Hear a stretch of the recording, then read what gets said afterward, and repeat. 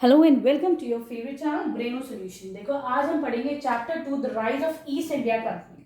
ठीक है बच्चों, देखो सबसे पहले हम समझते हैं कि ईस्ट इंडिया कंपनी कैसे इसका नाम पड़ा। ठीक है, तो देखो पहले मैं एक ब्रीफ तुम लोग को जो है आइडिया दे देती हूँ उस पूरे चैप्टर का, फिर हम लोग टॉपिक वाइज पढ़ेंगे। ठीक है, अब देखो सपोज करो ये तुम्हारे पास यहाँ पे तुम्हारा ब्रिटिश है और यहाँ कहीं तुम्हारा इंडिया है। ठीक है, तो क्या था कि ये अपने इसने जो है वहां पे उस टाइम पे जो क्वीन थी, क्वीन एलिजाबेथ फर्स्ट, इससे क्या करा, इसने एक चार्टर लिया। चार्टर मतलब क्या हुआ, एक परमिशन ली। ब्रिटिशर्स ने, इंग्लैंड के जो लोग थे उन्होंने एक कंपनी बनाई, उन्होंने क्वीन एलिजाबेथ फर्स्ट से एक परमिशन ली। चार्टर का मतलब परमिशन, कि भाई हम अपने ईस्टर्न एरियाज में जो कंट्रीज है वहां जाना चाहते हैं। तो ये देखो अपने ईस्ट की तरफ आई ब्रिटिश। ठीक है, तो जब ये ईस्ट की तरफ आई वहां से इसका नाम पड़ा ईस्ट इंडिया कंपनी। आगे समझ में बच्चों?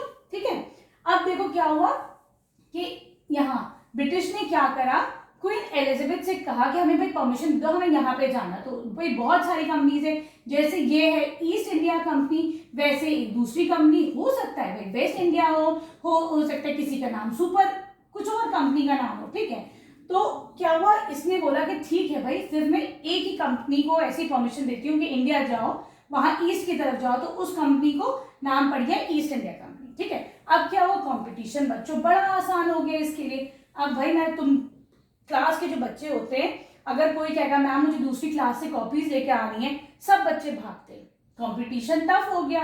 ठीक है कि नहीं? मैम बोलेगी नहीं बस मैं एक बच्चे को परमिशन देती हूँ, जाओ दूसरी क्लास से कॉपीज लेके आओ, होता है कि नहीं? तो क्या हुआ, कंपटीशन आसान हो गया। लेकिन क्या हुआ, जब ये ब्रिटिशर्स इंडिया आए तो इसके साथ में पीछे पीछे, जब ये ब्रिटिशर्स सबसे पहले आए थे बंगाल में, इनका रिवर हगली जो है, ठीक है, यहाँ पे एक रिवर है हगली, इस पे इन्होंने अपना सेंटर बनाया, पोर्ट बनाया। ठीक है बच्चों, उस टाइम पे यहाँ पर पोर्टुगीज भी थे। ठीक है, कहीं पर जो है फ्रेंच भी थे, कहीं पे डच भी थे। ठीक, तो क्या हुआ, अब इसका कंपटीशन बढ़ गया और जगहों से। कैसे? पोर्टुगीज यहाँ पर हैं, डच हैं, फ्रेंच है, अब इन लोगों से भी जो है क्या हुआ, इसका कंपटीशन बढ़ गया। ठीक है बच्चों, अब क्या मसला था, ये लोग इंडिया आ क्यों रहे थे, वजह क्या थी? तो देखो कुछ आइटम्स थे, जैसे कि हो गया तुम्हारा सिल्क हो गया, कॉटन हो गया। ठीक है, टेक्सटाइल जो होता है, कपड़ा जो होता है वो यही है ना। फिर है तुम्हारा क्या है, तुम्हारा क्लोव्स हो गए। क्लोव क्या होता है बेटा, लौंग जो होती है ना। स्पाइसेस जो है यूरोप में नहीं होते थे, स्पाइसेस इंडिया में बड़े अच्छे से होते थे। ठीक है, जो मसाले होते हैं, स्पाइसेस का मतलब क्या होता है, मसाले जो होते हैं तुम्हारे। ठीक है, फिर है तुम्हारा कार्डमम है। कार्डमम क्या होता है, छोटी इलायची नहीं होती जो ग्रीन वाली होती, कार्डमम। ठीक है, फिर हो गया तुम्हारा सिनेमन हो गया। सिनेमन क्या होता है, दालचीनी होता है। अपनी मम्मी से बोलना कि हमें सारी चीजें दिखाए। क्लोव्स क्या होता है, पेपर क्या होता है, पेपर क्या होता है, काली मिर्च। ठीक है, जो गोल वाली छोटी छोटी होती है वो काली मिर्च होती है। इंडिगो हो गया। ठीक है, अब क्या हुआ, यहां पर जो है इन सब चीजों को जो है क्या हुआ, इन्होंने बोला भाई, ब्रिटिशर्स ने बोला ये हम लेके जाएंगे। ठीक है, फ्रेंच ने बोला हम लेंगे, डच ने बोला हम लेंगे। ठीक है, उस वजह से क्या हुआ बच्चों कि इसकी जो डिमांड थी वो बढ़ने लगी। ठीक है, अब क्या हुआ बच्चों, जैसे जैसे डिमांड इस चीज की, हर चीज की बढ़ने लगी, भाई वो मेरे पास सपोज करो एक मार्कर है। ठीक है, क्लास के सब बच्चे कहेंगे मैम मुझे चाहिए मुझे चाहिए, देखो डिमांड इसकी इंक्रीज हो रही है, तो मैं क्या करूंगी, एक मेरा क्लेवर मूव क्या होगा, जो अगर मैं 25 रुपीज का ये मार्कर लगेंगे तो मैं बोलूंगी भाई मैं तो इसे 50 रुपीज का बेचूंगी, जो इसको लेना है ले लो। ठीक है, कोई बच्चा कहेगा मैम मैं 50 दे दूंगा, दूसरा भी कहेगा, तो क्या होगा, इसकी प्राइस बढ़ने लगेगी। ठीक है, मेरे मार्केट की प्राइस जो है वो बढ़ने लगेगी। अब उसका रिजल्ट क्या होगा बच्चों, कि जो प्राइसेस, जो इसका जो प्रॉफिट था कंपनी का, जो कंपनी जो प्रॉफिट हो रहा था है ना, वो क्या हुआ, वो अब डिक्रीज होने लगा, है कि नहीं? अब जो है भाई जो ये 10 रुपए का 25 रुपए का मार्केट लेके जाता है, अब उन्होंने 50 रुपए देना पड़ रहा है। तो बताओ ऐसे उसमें क्या सोचा होगा उन्होंने। अब उन्होंने कहा होगा, सोचा होगा कि भाई अब तो हमें जो हमारे राइवलरीज है, जो हमारे दुश्मन है, हमें उन्हें भाई खत्म करना पड़ेगा, है ना, हमें उनको एलिमिनेट करना पड़ेगा। एलिमिनेट मतलब खत्म करना पड़ेगा अपने राइवल्स को, अपने दुश्मनों को। तो भाई यहाँ पे दुश्मन कौन था बच्चे बताओ, दुश्मन थे ब्रिटिशर्स, फ्रेंच, डच, है कि नहीं? तो जैसे यहाँ पर अब जो है यहाँ पर तुम्हारे पोर्चुगीज बैठे थे गोवा में। ठीक है। यहाँ पे तुम्हारे कौन थे, ब्रिटिशर्स थे बंगाल में, ठीक है। तो अब जब यहाँ से इंग्लैंड से जब ये ब्रिटिशर्स यहाँ चलते थे तो रास्ते में इनको क्या होता था, इससे सी रूट ही था उस टाइम तो, है ना। तो रास्ते में क्या होता था, ये फ्रेंच पोर्चुगीज आ जाया करते थे और इनसे लड़ाई करते थे और वॉर होती थी सॉरी, ठीक है। बड़ी खतरनाक यहाँ पे बैटल्स हुआ करती थी, ठीक है बच्चों। और पता है ये लोग क्या करते थे, देखो अभी मैं इसलिए थोड़ा लंबा चैप्टर हो जाएगा, मैं तुम लोग को ना एक रफ आइडिया दे रही हूँ पूरे चैप्टर का, ठीक है। अच्छे से समझो, मजे से समझो, तभी अच्छा भी लगेगा, चैप्टर आराम से समझ में आता है, ठीक है। अब क्या होता था बच्चों, जैसे क्या होता था, रास्ते से जैसे ये कोई शिप जा रही है किसी की, समझो फ्रेंच की शिप जा रही है, ठीक है। डच आते थे, डच ने क्या करा, इनकी शिप को अटैक करा, खत्म कर दिया, इनका सामान ही खत्म कर दिया। अब ये क्या वहां ले जाके बेचेंगे, ठीक, तो इनका यहाँ लॉस हो जाएगा। दूसरा क्या करते थे, एक तो शिप्स पे अटैक हो गया, दूसरा क्या करते थे बच्चों, जो इनके रास्ते होते थे उसको ब्लॉक कर दिया करते थे, आगे जाने ही नहीं देते थे, ठीक है। और क्या करते थे, जो इनके यहाँ पे पोर्ट्स होते थे, ठीक है, उस पर भी अटैक करते थे, भाई यहाँ पे सामान आएगा जाएगा। तो इन लोगों ने क्या करना शुरू करा, एक टर्म आता है यहाँ पे फोर्टिफिकेशन। फोर्टिफिकेशन का मतलब क्या होता है बच्चों, किलाबंदी, मतलब इसको जो है प्रोटेक्ट करके किला बना दिया जाता था, हाई वॉल्स बना दी जाती थी, ठीक है। तो अब तुम्हारा सामान जो है वो प्रोटेक्ट रहेगा, इसको क्या बोलते हैं, फोर्टिफिकेशन। आगे समझ में, किलाबंदी, कि अब हमारा सामान प्रोटेक्ट है, उसके आगे पीछे ऊंची ऊंची दीवारें, किला बना दो, ठीक। उससे क्या होता था, जो लोकल जो मर्चेंट्स होते थे भाई, उन्हें बड़ी प्रॉब्लम होती, जो लोकल रूलर्स होते थे, है ना, उनके लिए परेशानी होती थी। चलो बच्चों, अब ये तो हो गया तुम्हारा ब्रीफ आइडिया, ठीक है ना। अब हम आ जाते हैं चैप्टर में, वर्ड टू वर्ड पढ़ते हैं पूरा चैप्टर, ठीक है बच्चों। क्या हुआ यहाँ पर, जो ब्रिटिशर्स थे, जो फ्रेंच थे, जो डच थे, ठीक है, और जो पोर्चुगीज थे बच्चों, ये कैसे इंडिया आते थे, थ्रू सी रूट्स, ठीक है। सब भाई यहाँ पे है सारी कंट्रीज, ठीक है, ये आते थे समुद्र के रास्ते से इंडिया में, ठीक है।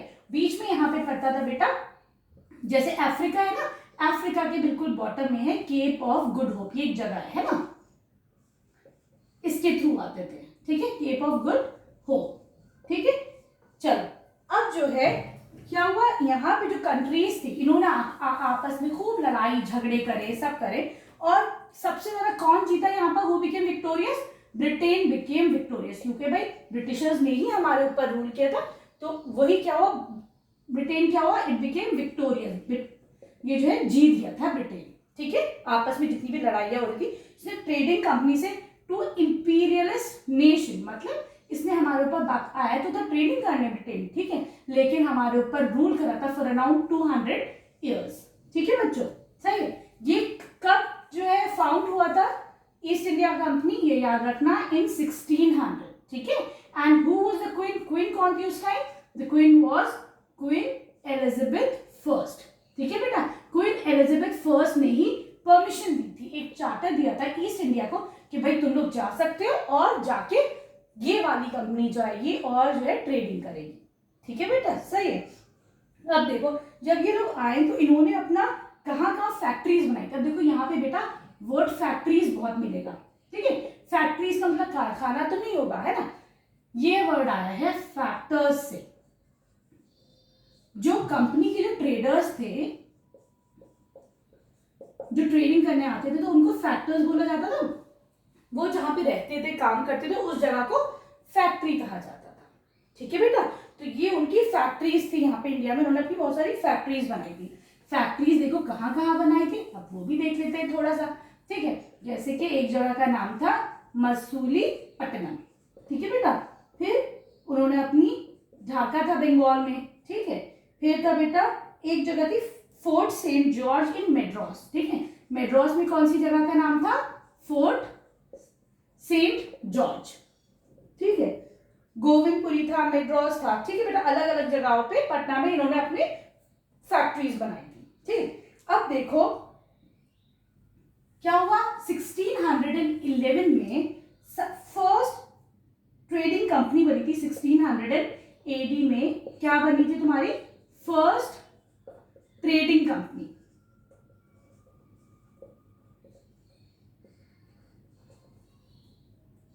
इन मसूलीपट्टनम, ठीक है, जो जगह थी मसूलीपट्टनम, वहां पे बनी थी सबसे पहली तुम्हारी ट्रेडिंग कंपनी, ठीक है। उसके बाद ये शिफ्ट होके कहाँ गई, मेड्रास चली गई, ठीक है। पहले सेंटर यहाँ था, उसके बाद लेकिन ये शिफ्ट होके चला गया मेड्रास चला गया, ठीक है।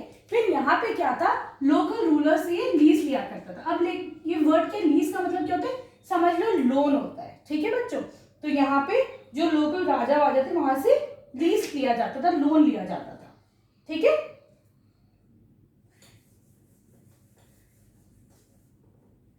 Here the British built a small fort around their factory. जो इनकी फैक्ट्री थी उसके आगे पीछे इन्होंने छोटा सा एक फोर्ट बनाया था, स्मॉल फोर्ट, है ना। मैंने बताया था ना फोर्टिफिकेशन वाली बात, किलाबंदी वाली बात, ताकि इन्हें किसी से परेशानी ना हो, कोई इनके ऊपर अटैक ना कर सके, इसीलिए ये लोग बेटा फोर्ट बनाते थे, ठीक है। और उस फोर्ट का नाम क्या था, इसका नाम था फोर्ट सेंट जॉर्ज। फोर्ट मतलब किला, फोर्ट सेंट जॉर्ज, ठीक है, सही। उसके बाद क्या हुआ, जो दो जगहें थी कालीकटा एंड गोविंदपुर, है ना, कालीकटा एंड गोविंदपुर, इन दोनों को ज्वाइन करके एक नई सिटी बनाई गई, ठीक है। एक न्यू सिटी बनी, that was termed as Calcutta, ठीक है। अब बताओ बच्चों, अब क्या कहा जाता है कैलकाटा को, now Calcutta is called as Kolkata, है कि नहीं, कोलकाता बोला जाता है इसको, ठीक है। फिर क्या हुआ,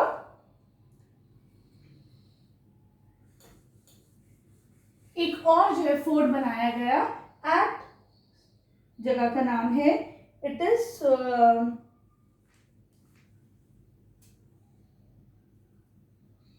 अब देखो बेटा इसके आगे आओ, इन 1691, ठीक है, 1691 में क्या हुआ, औरंगजेब ने एक फरमान लागू करा, ठीक है। फरमान का मतलब क्या होता है बेटा, जैसे मैं एक ऑर्डर दे दूं, ठीक है, मैं बोलूंगी कि भाई तुम लोग को अब कल से ये काम करना है, ठीक है। ऐसे औरंगजेब, क्योंकि ये औरंगजेब कौन था बताओ, एक मुगल रूलर था ना, जिस टाइम ये ईस्ट इंडिया कंपनी आई है उस time Aurangzeb was ruling over India, Aurangzeb he rule कर रहा था, ठीक है। तो औरंगजेब ने एक फरमान जारी कर दिया कि ये जितने भी बंगाल में जो ईस्ट इंडिया कंपनी, ये अब अपने टैक्सेस नहीं देगी, ठीक है बेटा। क्योंकि देखो कुछ सामान अगर मैं 10 रुपए का सामान खरीदती हूँ तो मुझे 2 रुपए का टैक्स देना पड़ता है, ठीक है। अगर उसकी 8 रुपए की वैल्यू है तो मैं क्या करती हूँ, 8 रुपए की वैल्यू है, 2 रुपए का टैक्स दिया, तो अब वो मेरे लिए 10 रुपए का हो गया। लेकिन भाई ब्रिटिशर्स ने कहा मुगल रूलर से कि भाई देखो हम तो नए नए आए हैं यहाँ पर ट्रेड करने, हमारे पास पैसे भी नहीं है, तुम प्लीज हमारी ड्यूटीज जो है ना, कस्टम ड्यूटीज मतलब टैक्सेस, हमारे प्लीज टैक्सेस खत्म कर दो। तो उन्होंने बोला चलो ठीक है, अब तुम्हारे टैक्सेस खत्म कर देते हैं, ठीक है। तो क्या हुआ, सबसे पहले 1691 में इनके सारे टैक्सेस खत्म हो गए, ठीक है। लेकिन बच्चों पता है क्या करा ब्रिटिशर्स ने, इसका क्या करा, एक मिस यूज करा, ठीक है। वो क्या करा, आप जैसे ये एज अ कंपनी इन लोग को एक वो दिया भाई, एक बेनिफिट दिया कि भाई अगर तुम्हारी कंपनी ये खरीदती है तो उसको टैक्स नहीं देना है, ठीक। लेकिन कोई भी वो आ गया, ब्रिटिशर आ गया, उसको भाई मानो कोई एक समझो अपने बच्चे के लिए कोई टॉय कार पसंद आ गई, ऐसे समझ लो, ठीक है। तो ये तो भाई कंपनी के लिए नहीं है, वो उसने कहा, जो बेचने वाला था, दुकानदार था, कि भाई मुझे तो ये कार पसंद आई अपने बच्चे के लिए, है ना, मुझे मेरे पास देखो फरमान है, मैं इसका टैक्स नहीं दूंगा, ठीक। अब क्या वो कार ले जाके कंपनी को तो नहीं बेच रहा है, वो कहाँ बेच रहा है, अपने घर ले जाके रख रहा है। इससे क्या हुआ, जो लोकल रूलर्स थे बच्चों यहाँ पर बंगाल में, तो उनको जो है बड़ी परेशानी है, क्योंकि लोकल रूलर्स को तो देखो बेटा टैक्स इन्हीं से मिलता था जो उनसे खरीदेगा सामान, लेकिन जब टैक्स मिल ही नहीं रहा है ब्रिटिशर से, तो भाई अब इनको बड़ा नुकसान होने लगा। एरो नीचे का मतलब क्या होता है, किसी चीज का डिक्लाइन होना, नुकसान होना, ठीक है बच्चों, सही है।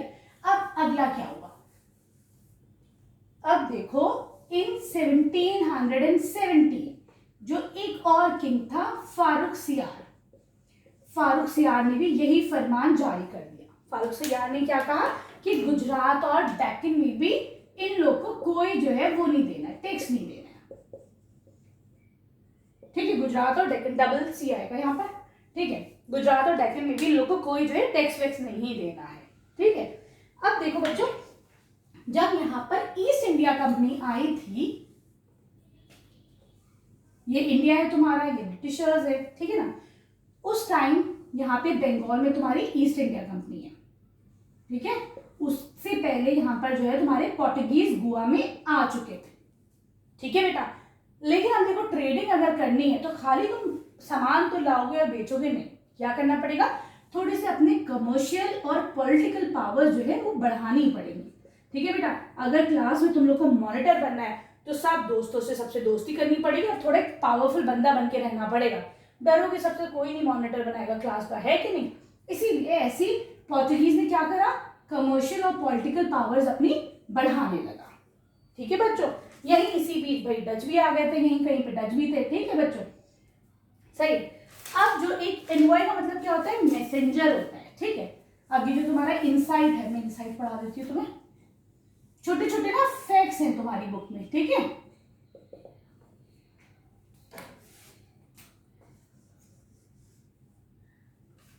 सर थॉमस रॉय, ठीक है,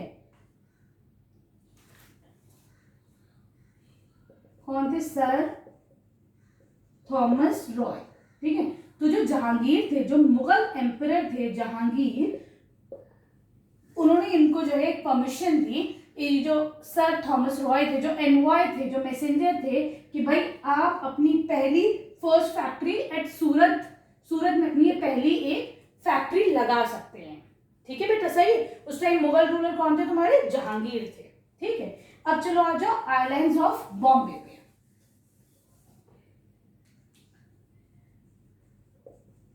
बेटा इसको आइसलैंड मत पढ़ना, कैसे पढ़ा जाता है, आइलैंड, एस साइलेंट होता है, आइलैंड। ठीक है, लिखते हैं आइसलैंड में लेकिन पढ़ा जाता है आइलैंड।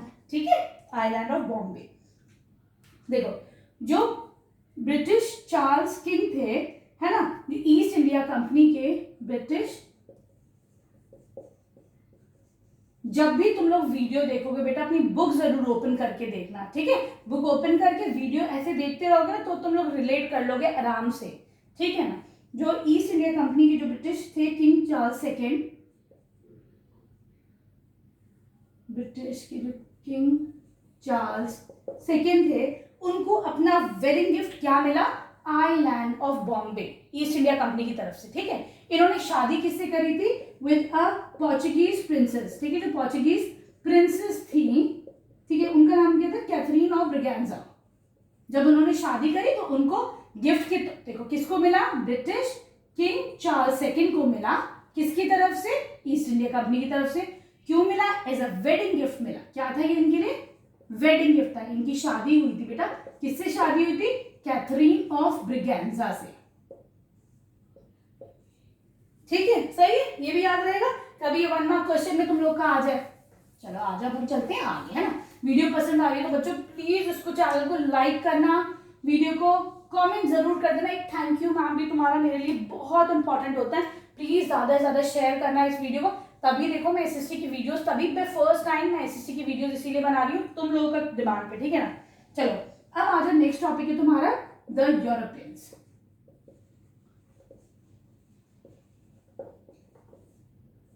ठीक है, तो देखो यहाँ पर इंडिया में क्या था बेटा, जो इंडियन स्पाइसेस थे, मैंने शुरू में पढ़ा है, इंडियन स्पाइसेस था, सिल्क था, टेक्सटाइल था, इंडिगो था। इंडिगो क्या होता है बेटा, नील होता है। ठीक है, ये था सॉल्ट पीटर था, ये क्या होता है बेटा, ये होता है जो गन बनाने का जो एक पाउडर यूज होता है, ये था। ठीक है ना, अब इसकी यूरोप में बहुत ज्यादा डिमांड थी, है ना, ये वहां पे नहीं होता होगा, इंडिया में, यहाँ पे यूरोप में बहुत ज्यादा डिमांड थी। तो क्या हुआ था पहले कि मेडिवल पीरियड में, है ना, ड्यूरिंग मेडिवल पीरियड, बच्चों अगर स्पेलिंग मिस्टेक हो जाए मेरी, क्योंकि मैं जल्दी में लिख रही हूँ, है ना, तो गलत मत तुम लोग लिखना, सही स्पेलिंग करके लिखना। तो ड्यूरिंग मेडिवल पीरियड जो अरब ट्रेडर्स थे वो जो है अपना ट्रेडिंग करते थे यूरोप से। ठीक है बेटा, जैसे ये यूरोप है, ये अरब से, है ना, ठीक है, ये अपनी ट्रेडिंग करते थे सी रूट के थ्रू यूरोप से अपनी।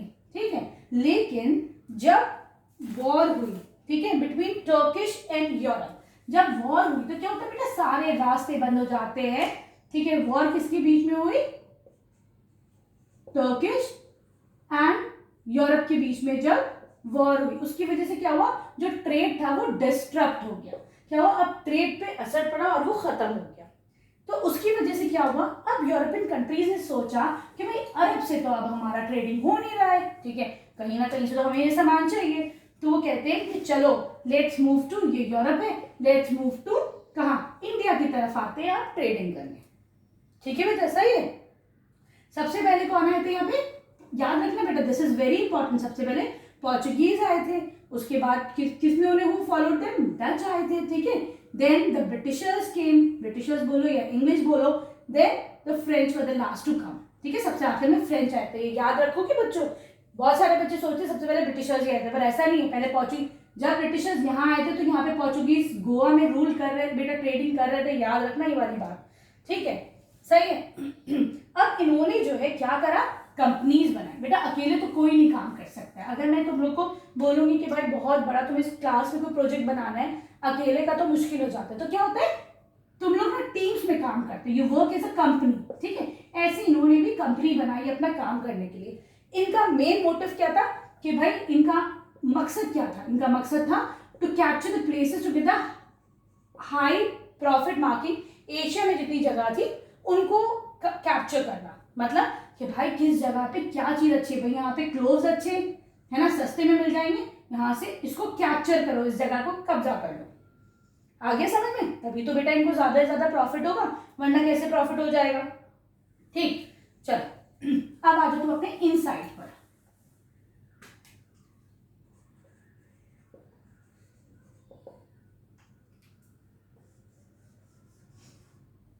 चलो आते थे ट्रेडिंग कंपनीज क्या करते थे, वो यहाँ पर इंडिया से सामान सस्ता लेके जाते थे, लेकिन जब यूरोप जाते थे तो उसको सेल कैसे करते थे बेटा, बहुत हाई दामों पे उसको सेल करा जाता था, ठीक है, और क्या भाई 10 रुपए की चीज ली, वहां जाके 30 रुपए की बेच दी, तो देखो उन्हें कितना प्रॉफिट होता था, तभी तो भाई वो शिप से इतनी दूर चले आते, कोई बेवकूफ थोड़ी ना थे वो लोग, है ना। दूसरा क्या था, वो क्या करते थे, अपने गुड्स को एक्सचेंज करते थे, मतलब कि भाई हम वहां से समझो तुम्हारे लिए पिज्जा, सपोज पिज्जा नहीं लाते थे भाई, उस टाइम पिज्जा नहीं बनता था, सपोज भाई हमने तुम्हें पिज्जा दिया, तुम हमको चावल दे दो यहाँ से, तो वो एक्सचेंज करते थे अपने गुड्स को, ठीक है, तो इसको क्या बोला जाता था, मर्केंटिज्म, ठीक है, वर्ड इज मर्केंटिज्म,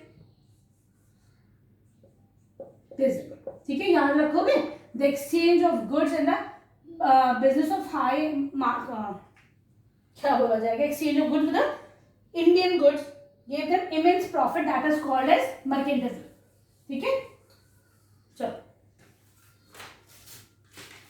अब आओ तुम the European powers in India.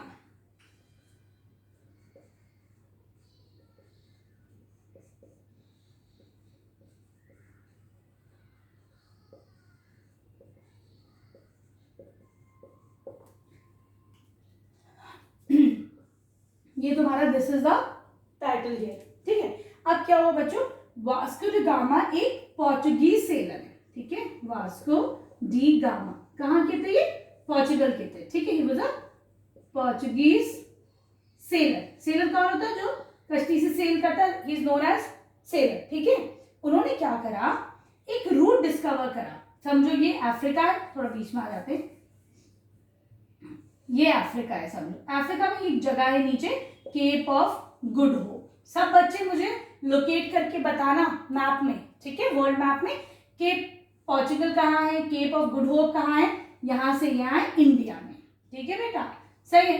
तो इन्होंने ही ये रास्ता जो है वो डिस्कवर करा था, this is a very important question, ठीक है, क्योंकि सबसे पहले ये कहाँ आए थे, ये आए थे इन कैलिकट केरला, ठीक है, सही है, और कौन सा ईयर था, इन 1498, ठीक है बेटा, 1498 में आए थे कैलिकट इंडिया, ठीक, सही। चलो अब है बेटा, और ये वेस्ट कोस्ट की तरफ आए थे, देखो है ना, इंडिया के वेस्टर्न कोस्ट पे आए थे ये लोग, ठीक है, तो इसीलिए they were the first to establish the political powers in the western, along the western coast, यहाँ पे इनकी political powers they were first to establish, सबसे पहले इनकी जो है पॉलिटिकल पावर्स एस्टेब्लिश कहाँ हुई थी, अलोंग द वेस्टर्न कोस्ट, ठीक है। कोस्ट क्या होती है बेटा, जो ये समुद्री तट होता है ना, ये जो कोस्ट होता है, ये जो लाइन होती है जो समुद्री तट होता है, that is called as coast. उसको हम कोस्ट बोलते हैं, कोस्ट लाइन बोलते हैं, ठीक है। ये देखो इंडिया है, ये समुंदर अभी आगे है ना, ठीक है। चलो इन्होंने किसको कॉन्कर करा था, कौन सी जगह को, या पोर्चुगीज ने इन्होंने कॉन्कर करा था, they came and they ruled over Goa, है ना। कितने टाइम रूल करा था, 4.5 सेंचुरी। सेंचुरी कितनी होती है, 1 सेंचुरी बेटा होती है 100 साल की। कैसे याद रखोगे तुम लोग, देखो जब मैच देखते हो तो एक शतक बनता है ना, 1 सेंचुरी बनती है, कितनी होती है सेंचुरी, 100 रन की होती है, इसीलिए याद रखना इन्होंने 4.5 जो है सेंचुरीज जो है रूल किया था ये, ठीक है। अब जो गोवा जो फ्री हुआ था पोर्टुगीज के रूल से, वो कब हुआ था, इन 1961।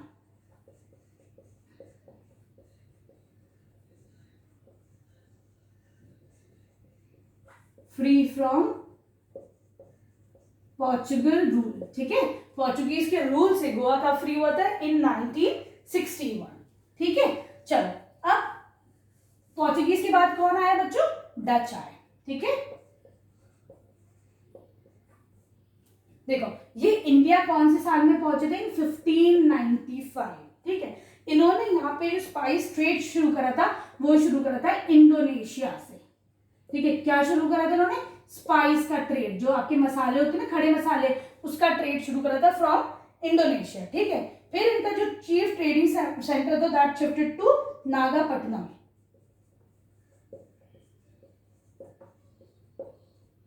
इनका जो सेंटर था, वो चीफ ट्रेडिंग सेंटर था, वो कहाँ शिफ्ट हो गया, फिर नागापट्टनम में शिफ्ट हो गया था, ठीक है बेटा। इनकी जो फैक्ट्रीज थी वो कहाँ थी, फैक्ट्रीज क्या बताया था मैंने, जो जिस जगह से काम करते थे वो थे मसूलीपट्टनम, ठीक है, कैलिकट और सूरत, ठीक है। फिर क्या हुआ, जैसे जब ब्रिटिशर्स आए तो डच का जो डोमिनेंस था, जो उसका मतलब उसकी पावर, उसका दबदबा था डच का, अब वो कम होने लगा। किस वजह से, क्योंकि जब ब्रिटिशर्स आ गए थे तो इनका ये दबदबा बढ़ने लगा, तो डच का ऑब्वियसली कम होने लगा, ठीक है बेटा, सही है।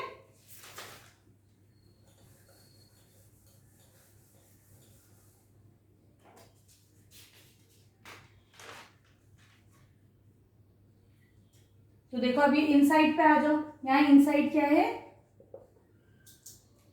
इन 1602 पहली फैक्ट्री कब बनी थी, डच ईस्ट इंडिया कंपनी कब बनी थी, डच ईस्ट इंडिया कंपनी कब बनी थी, इन 16, जो इसकी फैक्ट्री थी वो बनी थी 1602 में, ठीक है बेटा, सही है। चलो अब तुम आ जाओ अगला अपने फ्रेंच पर।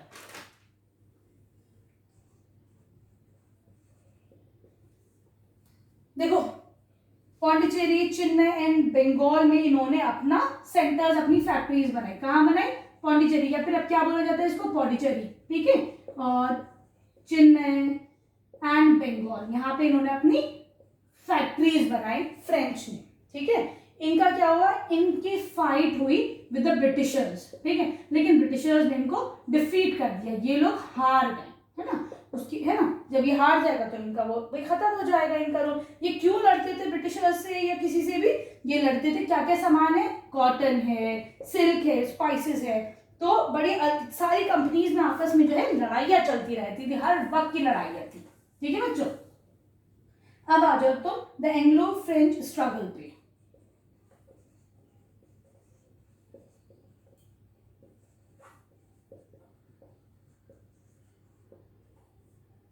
चलो, bye 18th century the British and the French were the two major western power।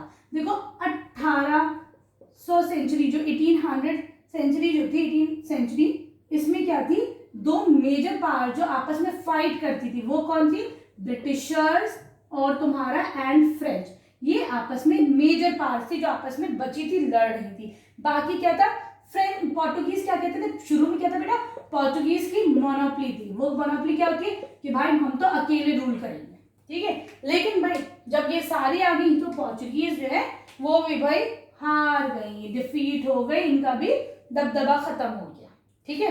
उसके बाद डच आई थी, तो डच भी बेचारे हार गए, है ना, फिर ये कहाँ लौट गए, इंडोनेशियन आइलैंड जो है वो लौट गए, ठीक है, डच, ठीक, पोर्टुगीज तो हार गए, इंडोनेशियन आइलैंड डच लौट गए, ठीक है। फिर 20 साल तक लड़ाइयां चली हैं between French and the Britishers, ठीक है।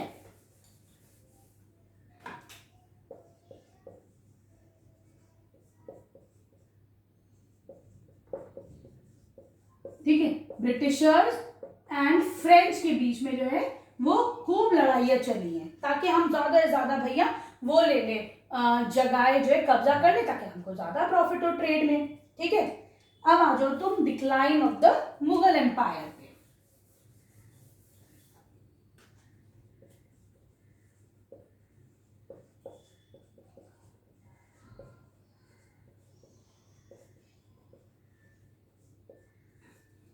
चलो क्या हुआ, इन्होंने आपस में जो है 3 लड़ाइयां लड़ी, ब्रिटिशर्स एंड फ्रांस में, ठीक है। इनके बीच में 3 लड़ाइयां हुई, 3 वॉर्स, जो बड़ी बड़ी बैटल हुई थी। इनको क्या बोला जाता है, Carnatic Wars.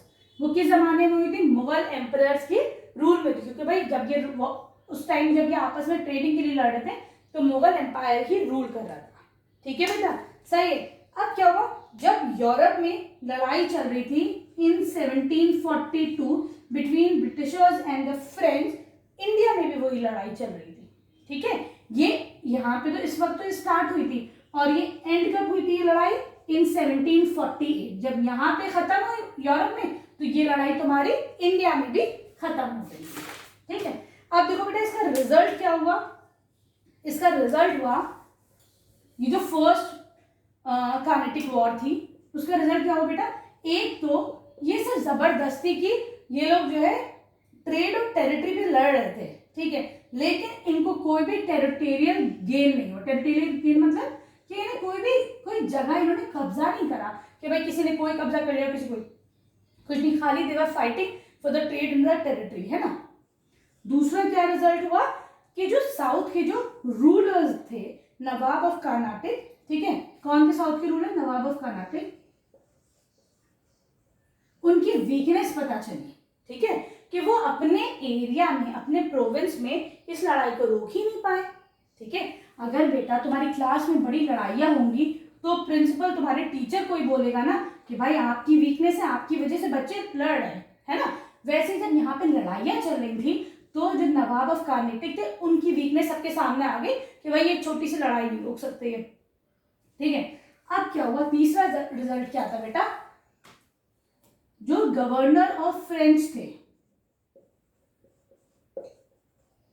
Governor of French company, क्या नाम था इनका, नाम था डुप्लेक्स। अब he was a very capable and a far sighted person. बेटा केपेबल का मतलब तो सबको समझ में आता है, केपेबल का मतलब होता है जो जिसके अंदर बहुत क्षमता हो कुछ करने की, ठीक है। फार साइटेड का मतलब होता है, फार मतलब दूर की जो देखे, मतलब दूर अंदेश हो, कि भाई मैं आज रहते हुए मैं कल का आई कैन प्रेडिक्ट कि भाई तुम्हारे एग्जाम में ये क्वेश्चन आएगा, तो I am a far sighted person, ठीक है, मैं पता लगा सकती हूँ कि भाई तुम्हारे एग्जाम में क्या क्या आएगा। वैसे ही ये बहुत ही फार साइटेड थे। इन्होंने सोचा कि साउथ में देखो ये नवाब ऑफ कर्नाटक का रूल बड़ा कम हो रहा है, डिक्लाइन हो रहा है, ठीक है, तो उन्होंने सोचा क्यों ना मैं अपना कब्जा यहाँ पे कर लूं, ठीक है बेटा, आगे समझ में। चलो जो सेकंड कर्नाटक वॉर है वो हम अगले लेक्चर में लेंगे, ठीक है। तो कीप वॉचिंग ब्रेनो सॉल्यूशन। प्लीज अगर वीडियो पसंद आई तो चैनल को लाइक करना, एक कमेंट जरूर कर देना, खूब सारा शेयर करना। Thank you for watching Braino solutions.